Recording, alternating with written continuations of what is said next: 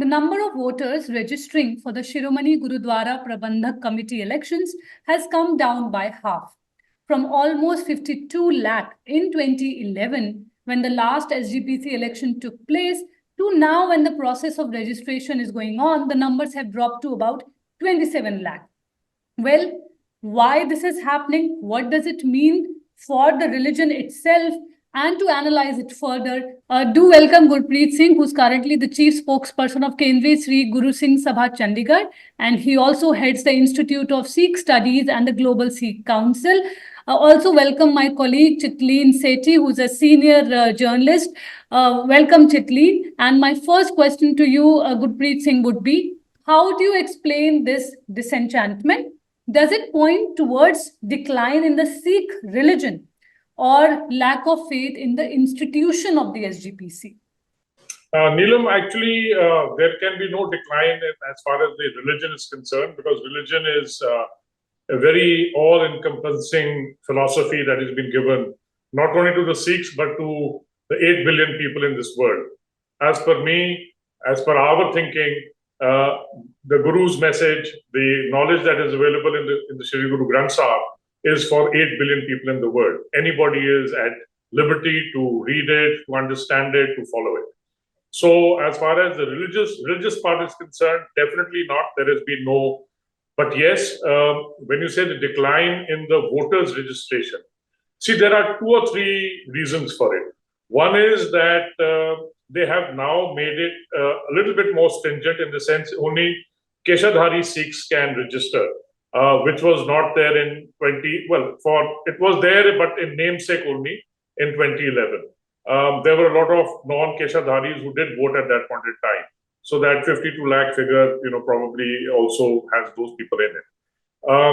But coming down to just 27 lakhs that has happened till now, there is another reason, something that I should have shared earlier also, is that, yeah, while SGPC, the elections have been announced in that sense, but there has been no date announced. So actually speaking, if you look at it, the registration of votes in past also really happens with a lot of gusto once you are certain that an election is going to take place. At this point in time, all that has been said is, please register the votes.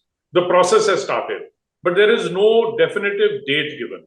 I think if that date is given, you will also find a large number of people then registering themselves. Because at this point in time, you mentioned disenchantment. I think the disenchantment is also whether there are going to be elections held or not. Because like you know, that in 2011, normally they're meant to be held after every 5 years.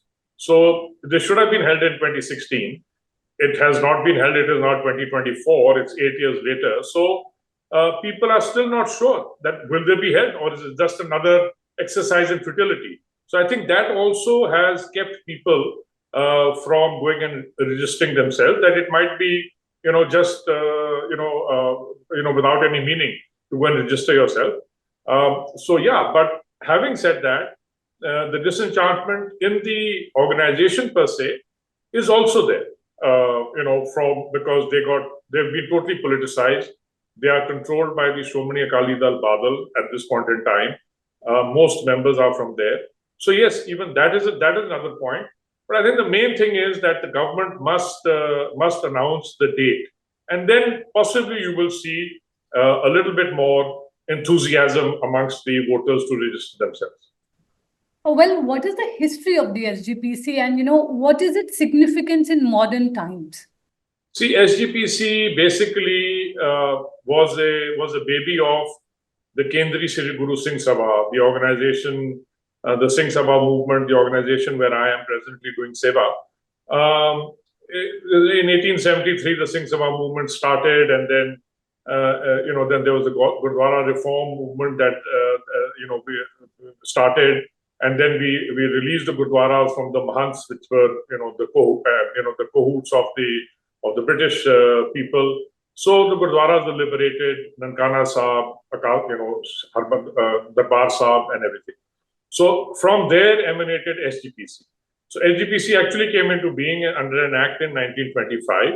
It was a Punjab Assembly Act at that point in time. Unfortunately, we allowed the leaders at that time thought that, okay, let us get into at least get an act going so that we can get control of the Gurdwaras in our hands and not let it be in the hands of the British. So it was probably one of the first democratic institutions that came in. Having said that, we went against the ethos of selection in Sikh ethos rather than election, because with elections, it's just then majoritarian, not necessarily that merit will be recognized. So we went in for election at that point in time, and I think that has been a bone of contention amongst a lot of us now, that we diluted from the Guru's message. The Gurus themselves practiced selection. Guru Nanak Sahib did not, there was no election, his sons did not succeed him. The fourth Nanak, Guru Ramdas Ji, his older two sons did not succeed him. He gave it all to the Gurgati to Guru Arjan Sahib, who was his third son, who was the younger one. So it all, Guru Har Rai Sahib, he had two sons, Ram Rai and Guru Harkrishan Sahib. So it was not the elder one, it was the younger one who got it. What I'm trying to say is selection has been the criteria. I think we digress from there. And so it came into being in 25. It was a good thing. Okay, let's see, the Gurdwaras are supposed to be managed by us. It was meant to be as a Gurdwara Management Committee, just looking after the Gurdwaras. Over time, they assumed the role of becoming, because it was on an election process and people were voting them in, they assumed themselves to become the Sikh mini parliament. So it started taking a lot of decisions for the Sikhs from the SGPC. We allowed them to do that also, which was actually, sometimes I feel in hindsight it was not correct, because they diluted the concept of the Sarbat Khalsa, which meant that the community as a whole got together to decide on issues that were affecting the Sikh people in that sense. And today's time, it is very, very important, because the Sikh, like you said, is now settled in about 170 countries. So SGPC taking a decision from here, which is only now concentrated in Punjab, one seat in Himachal, one seat in Chandigarh, for them to take a decision for the Sikh community as a whole without getting their involvement is something, again, that we are not comfortable with at all. Gurpreet ji, I wanted to ask you that you just mentioned that now Haryana has its own SGPC. Are you in favor of a centralized SGPC, and or do you think that it's better that every state, wherever there is Sikh population, substantial Sikh population, there should be a separate SGPC? Yes, there should be a separate Gurdwara management body for these states, because we do believe in decentralization as a concept. We believe it in for the country too. We believe in a federal system. India was meant to be a union of states, where the states were powerful, the center not so strong. So with this in mind, actually speaking, there was in the past, there was an exercise carried out on an All India Gurdwara Act, in which the Gurdwaras and these committees and organizations from other states would have been given more say. Because again, like I mentioned earlier to Neelam, why should SGPC decide for, in a sense, for the Sikh who is not only in India, who's in other states of India? Why should the Punjab Sikh, let's put it that way, because it is now concentrated only in Punjab, why should he or she decide for what are for the Sikhs who are in, let's say, Maharashtra or in Delhi or in other states of India or abroad? So without taking their input into it. So the All India Gurdwara Act was a step in the right direction. Unfortunately, it has not seen the light of day.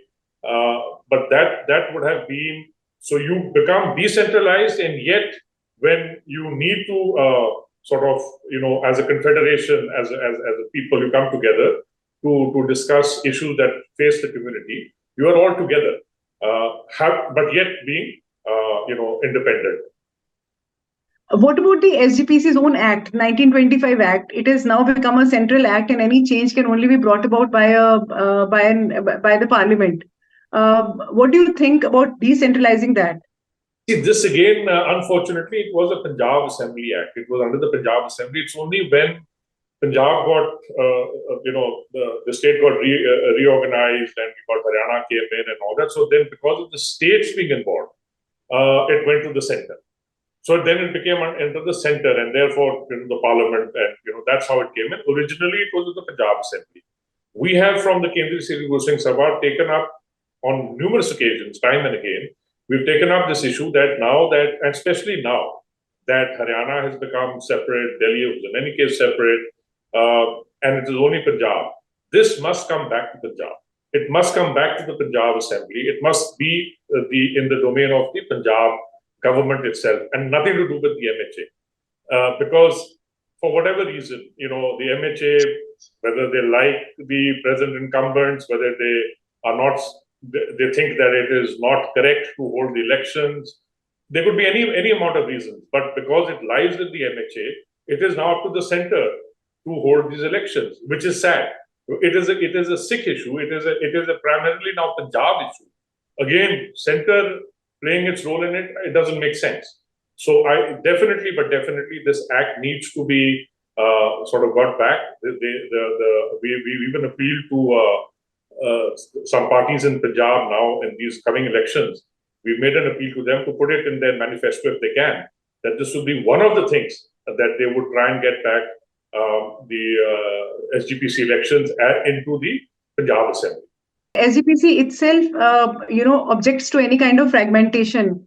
And they have, of course, like you said, beyond being the manager of Gurudwaras, they have also taken upon themselves a big role of regulating the religion and even the model code of conduct, Rehat Maryada. So they have taken upon themselves that role. But why there is so much of criticism of the SGPC, and do you think that affects the dignity of that institution because there is a certain amount of a halo-ness about it? No, see, basically, I don't think there is the criticism. SGPC as an institution is a good institution. Yes, there are certain things like you have also written in an article, that we also believe that it should be selection, not election. But then there are other things. How do you select? That again comes in a process. So those are things that we need to sit and talk about amongst ourselves. But presently, yes, the disillusionment is that because they have become totally politicized. I have mentioned this time and again in various interviews to vernacular channels, कि साडे ते धर्म नू ना सियासत ने जकड़ लिया. That means that our philosophy, our dharm has been totally overtaken by political considerations. So, like his master's voice, the SGPC people only voice whatever the Akali Dal Badal wants them to say. And that is what has disillusioned people. And that is why they have lost. But it is not, institution is not that. But the people at the moment out there, for what they are totally beholden to their masters in the Akali Dal. And they just bid their bidding. So that is what has sort of put this into a question mark. But, as far as the Rehat Maryada is concerned, Chitleen, I would like to tell you, originally, the Rehat Maryada took 10 years it was drafted. A lot of things came in finally in 1945, it was accepted. Yes, Rehat Maryada should be changed from, we also believe that with the time to time, you need to relook at it. But whatever it is presently there, it is a code of conduct which is being formulated, which is there. We can look at it, objectively. If there are certain issues out there that do not meet with Sikh ethos, though I don't think there are any of those, but something that might need to be added to it. Let's put it that way. Like we have 4 budget purayats in it. Cardinal sins, for example. One is cutting of hair, one is smoking, one is eating of kutha, halal, and one is, to look at another person's wealth or history. Now, amongst these are very, so somebody said, why not add something to it? Why not have kudaya, which means, you have to be compassionate. So you must add that if you are not compassionate, even that is a cardinal sin, because that is something that, molds your character. So I'm saying that this is the talk that is going on amongst the intelligentsia, that yes, there could be certain things that we need to amend in the Rehat Maryada, which these type of things, which actually affect the character of a Sikh. Not eating, hair, cutting, and these are external things, yes, important maybe. But, these other things that actually mold a character, I think we need to get those also into the red as cardinal sins. Anybody who does cheating, for example, we've been seeing our boys are into drugs now and this, that, and the other. We need to take notice of these things, and come down strongly on it, because this is not the Sikh way of life. So yes, if it's a code of conduct, it must take into consideration present day situations also. So apart from the fact that the code of conduct, according to you, needs to be revised or changed over the years, depending on whatever is happening around us. Amended is a better I'm word. saying, in case since there is already a well-established code of conduct, so if you have so many fragmented SGPCs, who is going to uphold it? What is going to be the uniform code of conduct? And won't that kind of dilute the entire? No. The code of conduct is across the board. I think Delhi Gurudwara Management Committee, Haryana, they all will follow the present Rahat Maryada as it stands. That is a given. That code of conduct stands across the board. The Gurudwara committees across the world, they all subscribe to the present Rahat Maryada as it stands. So there is no fragmentation as that is concerned. A lot of people from Punjab have been going abroad. So how much do you see this outward migration of the Sikh, youngsters to be blamed for the decline in the religion, if at all? No, see, they're not leaving the religion. When they go abroad also, they go to the Gurudwara only. As a matter of fact, they go to the Gurudwara for more than one reason, because they're leaving here because of economic reasons, by and large. So when they go there, they know that the Gurudwara is one place where, we have langar which is on, so they know they can go and stay there. They've got a place to eat food while they are still looking for their, make their living, earn their two, three square meals a day. So they do go there. So they are attached to the Gurudwara. They have not given up.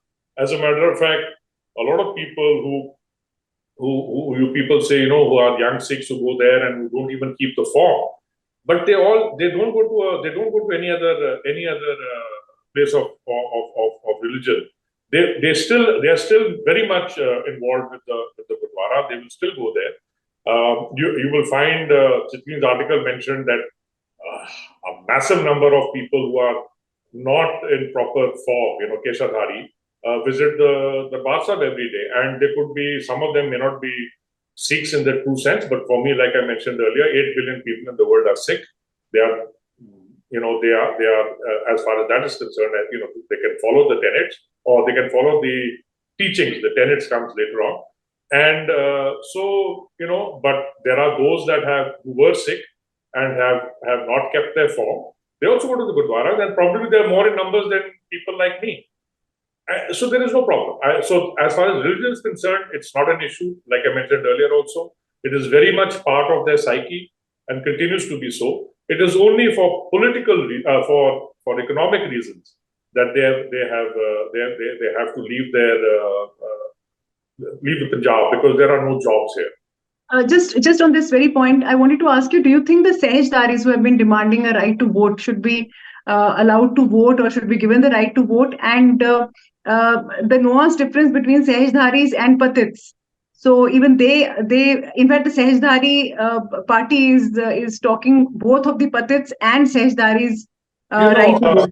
Chitleen, firstly, you must get who is a Patit? A Patit is a person who has actually taken the Khande Bate Di Pahal, the Amrit that people call Amrit, it's called Khande Bate Di Pahal, and has then not followed the what was expected of them. He or she becomes a Patit. A Sahajdhari actually is a person who is not born in Sikh faith. Like I said, the 8 billion people in the world are Sahajdharis. They can, but who want to, part of them, who are not born in the Sikh faith, but who want to become Sikh. Okay, then Sahaj means slowly. Sahaj means slowly. So slowly they are becoming more and more acquainted with Sikh thoughts, with Sikh ethos, and they are, traveling that path. So they are the Sahajdaris. The people who are born in here, now coming down to as far as, this becomes a totally political thing. we need to vote. Well, why do you want to vote? Nobody stops anybody from going to the Gurudwara. Nobody stops you from doing part in your home. Nobody stops you from doing anything. Like I said, 8 billion people in the world are at liberty to read the Bani of the Guru Granth Sahib, to understand it, to follow it if they want to, and so that's not a problem.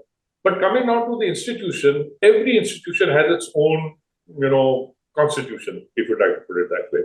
So in this, if they have said that yes, it will only be the Keshadhari, but if you want to really be part of the management of the Gurudwaras, then there is a particular uniform, let's put it that way, that you have to prescribe to. And I don't think the Sehzdari should really mind it too much, because it's okay if you're that interested. You become a Keshadhari, and not only Keshadhari. If you want to get into the management, then you have to become an Amritari. Not only a Keshadhari. Keshadharis are only voters.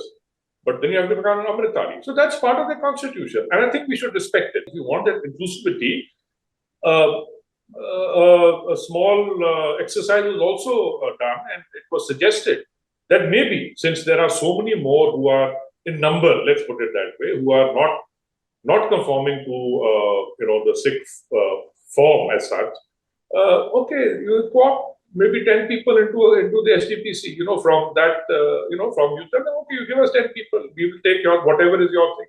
Because here the fear is also, like what happened recently in Hazur Sahib in Nanded.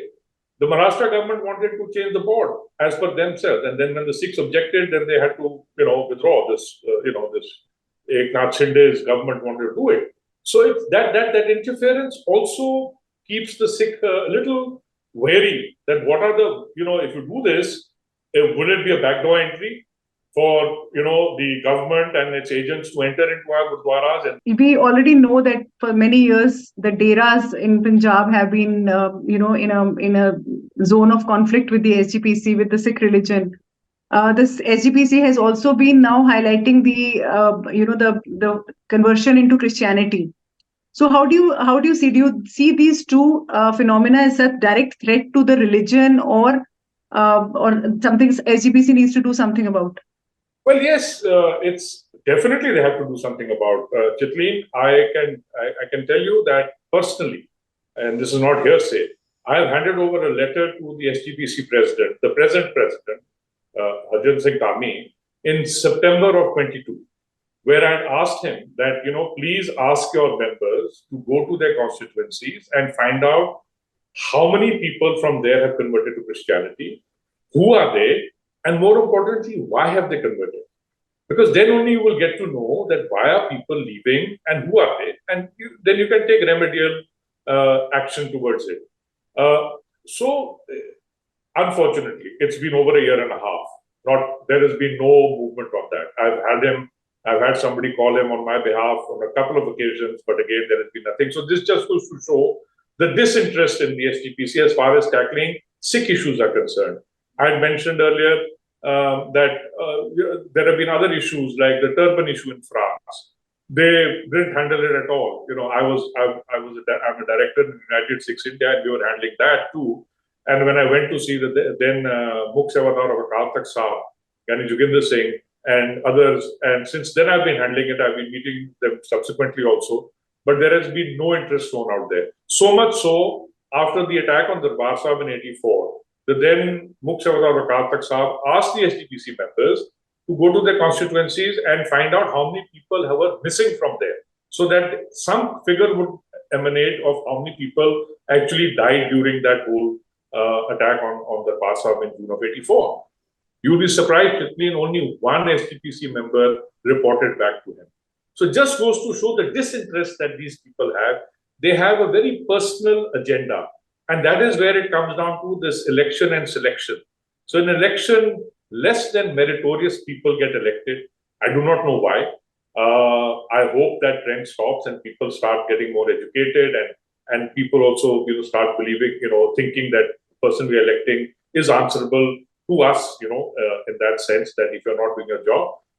If SGPC is, like you said, is like not taking up the issues which are required or relevant, what I've noticed is that in the past few years, they have been taking up issues which are more in the realm of the hardliners, which used to be once the issues of the hardliners.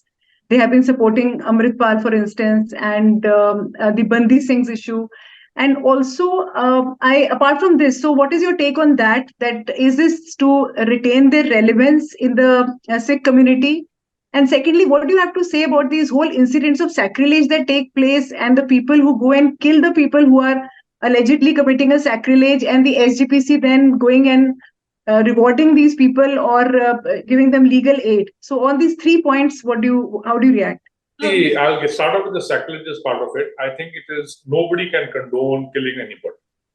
Okay, person commits a sacrilegious incident, you hand him over to the police. Yeah, there have been, unfortunately, what has happened is in the past, whenever these type of people have been handed over to the police, here I blame the system rather than, we've also suggested that, under 295A, this new law that has come out, hurting religious sentiments, I think the maximum punishment is 3 years or something, if I'm not mistaken, but increase it to make it more stringent.